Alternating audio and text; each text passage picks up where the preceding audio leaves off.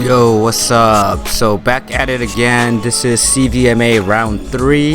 So in this video, I came to Friday practice. I put the bike together in a rush. Had a little whoopsie daisy in round 2. So I made all the repairs quickly, fast as possible. Honestly, kind of rushed it. But yeah, got the bike together and came to Friday practice for round 3. So in this video, you'll see that this is my in-lap.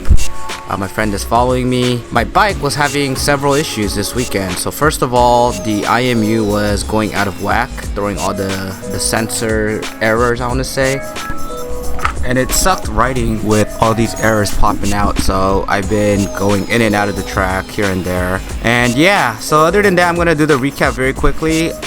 So over the weekend I did 3 races, but in this video I'll just cover the twin class race that I raced. The 2 highlights I want to call out are, 1, I passed an R7, which I thought was okay. I mean, the Aprilia has better drive. And second was I passed a ZX4RR, which I thought was very interesting. It is a 400, but it's inline 4, and with the ECU unlocked, I think it's pretty competitive, especially against the Aprilia having 100 horsepower, because that's what the ZX4RR claims once the ECU is unlocked.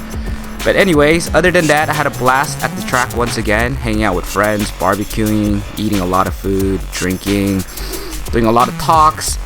Made a bunch of repairs on the bike. It was a good, I want to say, testing weekend. So again, the IMU was out of whack, but I was able to fix it by tightening all the bolts down. The vibration was causing all those errors.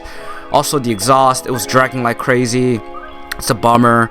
It was very, I want to say, confidence killing in that sense, because I didn't want the exhaust to catch and cause me to crash.